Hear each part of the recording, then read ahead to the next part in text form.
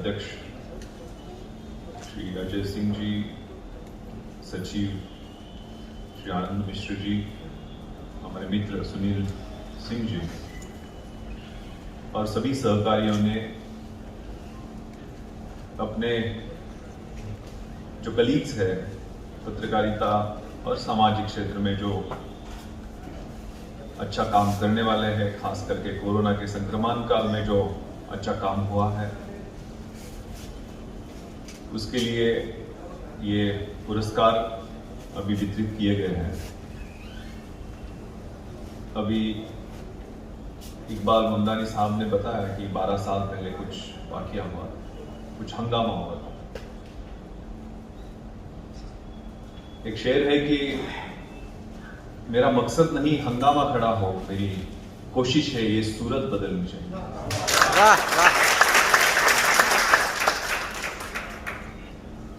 पत्रकारिता का काम ही बदलाव लाना है। डेमोक्रेसी में चौथा स्तंभ इसको बोला जाता है। लेजिस्लेचर जो कायदे कानून बनाता है, एग्जीक्यूटिव जो उसका अमल करता है, जुडिशियरी जो उसका रिव्यू करता है, लेकिन इस सब पे जो लक्ष्य रखता है, जो अंकुश रखता है, वो पत्रकारिता का चौथा स्तंभ होता है। लोगों के जीवन में प्रगति और बदलाव दोनों लाने के लिए कैटलिस्ट की जो भूमिका होती है वो पत्रकारिता करती है। डेमोक्रेसी इज डिफाइंड एज लोगों के लिए लोगों का शासन, लेकिन ये लोगों तक पहुंचता है कि नहीं, ये देखने का काम पत्रकारिता करती है। यहां जिनका भी सम्मान हुआ, उनका मैं बायोडेटा देख रहा था और छोटे छोटे गांवों से आकर यहां मुंबई जैसे शहर में अपना नाम बना लिया, अपनी आइडेंटिटी बना दी। ऐसे पत्रकारों का यहां सम्मान हुआ है। मैं भी एक छोटे गांव से आया था। पहले जब ग्रेजुएट कोल्हापुर जैसे शहर में हुआ, मैं तो छोटे गांव से हूं, 1800 मेरे गांव की आबादी है। तो ट्रक में बैठ के एक बड़ी टीम की ट्रंक लेके मैं आया था, जिसमें किताबें थी और कुछ कपड़े थे। रहने की कोई जगह नहीं थी। एक बहुत अच्छी कविता है कि मुट्ठी में लेकर कुछ सपने, भरकर जेबों में आशा है, दिल में है अरमान के कुछ कर जाए, कुछ कर जाए। सूरज सा तेज नहीं मुझ में, दीपक सा जलता देखोगे, मेरी हद रोशन करने से तुम मुझको कब तक रोकोगे। मैं उस माटी का वृक्ष नहीं जिसको नदियों ने सींचा है, मैं उस माटी का वृक्ष नहीं जिसको नदियों ने सींचा है, बंजर माटी में पलकर मैंने मृत्यु से जीवन खींचा है। मैं पत्थर पर लिखी इबारत हूं, तुम शीशे से कब तक तोड़ोगे, मिटने वाला मैं नाम नहीं, तुम मुझको कब तक रोकोगे। So that dream, that killing instinct, that striving for excellence, वो लेके आया, पढ़ाई की, यूपीएससी से आईपीएस में सिलेक्शन हुआ एट द एज ऑफ 23। बहुत कम उम्र में मेरा सिलेक्शन हुआ। At the age of 47 I am the joint commissioner of the city. तो ऐसे ही सपने लेकर जो पत्रकारिता के क्षेत्र में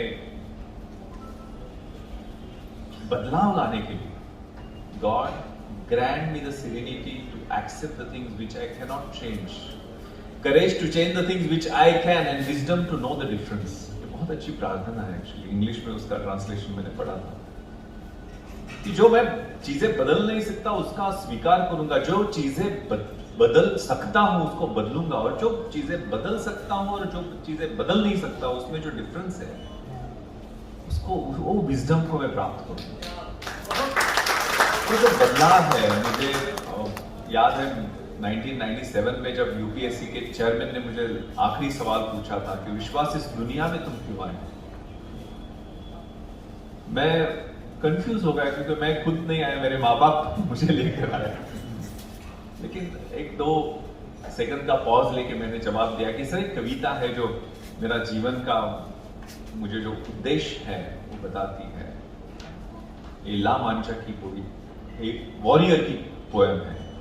to dream the impossible dream, to fight the unbeatable foe, जिसका पराजय कोई नहीं कर सकता उसको हमें हराना है।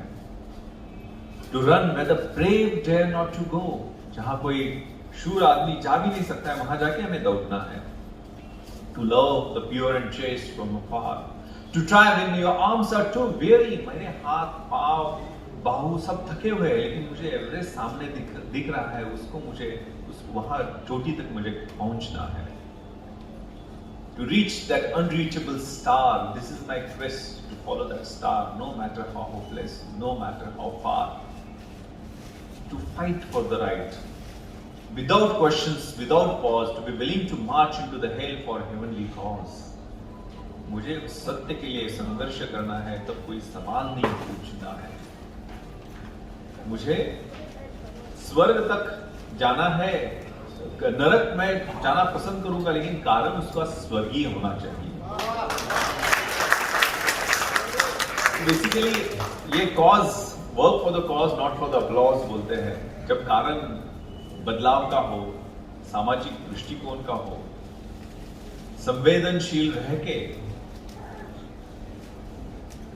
काम करना है इस क्षेत्र में, क्योंकि सबसे इंपॉर्टेंट पत्रकारिता का काम है कि लोगों तक वो योजनाएं या जो भी हम पे भी अंकुश रहता है। हम भी बहुत बार थैंकलेस जॉब है बोलते हैं, हमारा जॉब आपको भी वैसे ही लगता है। अब मैंने विवेक को देखा, विवेक का वजन बढ़ गया है, राकेश का भी वजन बढ़ गया है, सुनील जी वैसे है, वैसे फिटनेस अच्छी मेंटेन करके रखी है, लेकिन it is taking toll on your health also. तो मैं विनती करूंगा पत्रकारिता के क्षेत्र में fitness is very important, your family is also very important. क्योंकि मैं एग्जीक्यूटिव में ही रहा हूं, मैंने अभी तक साइड पोस्टिंग कोई की नहीं है, लेकिन मैंने रोज 1 घंटा अपने सेहत के लिए दिया है। मैं 20-21 किलोमीटर दौड़ता भी, एवरी सैटरडे संडे में दौड़ता हूँ, सेहत का ख्याल रखता हूँ। खाने के बारे में, पीने के बारे में तो सवाल नहीं आता है, लेकिन खाने के बारे में भी मेरे बहुत ही संयम और डिसिप्लिन रखी है। मीठा मैं बहुत कम खाता हूँ, टाइम से खाने की कोशिश करता हूँ। तो आपके प्रेस के में, क्योंकि हमारे बहुत सारे दोस्त इसमें, मैं नाम नहीं लेना चाहूँगा कि, लेकिन मेरे बहुत नौजवान दोस्त इसमें प्रेस में जो थे उनको हेल्थ का प्रॉब्लम्स का शिकार होना पड़ा। तो आप अच्छी हेल्थ के 3 पिरामिड होते हैं, अच्छा खाना, अच्छी एक्सरसाइज और अच्छी रेस्ट।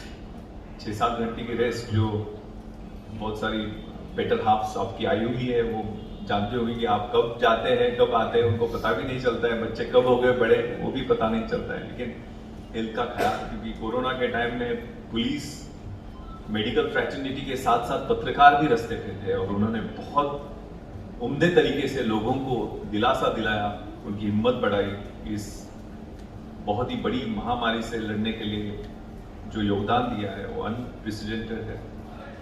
तो बहुत ही अच्छा कार्यक्रम है, बहुत ही अच्छी तरीके से ऑर्गेनाइज हुआ है।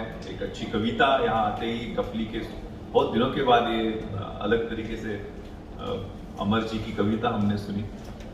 तो ये जो आपकी कोशिश है, जो सूरत बदलने के लिए, सीरत बदलने के लिए जो कोशिश है बरकरार रखी है। आप सबको बहुत बहुत शुभकामनाएं। जो पुरस्कारार्थी है उनको बहुत बहुत बधाई, अभिनंदन। आयोजकों का बहुत बहुत धन्यवाद। जय हिंद, जय महाराष्ट्र।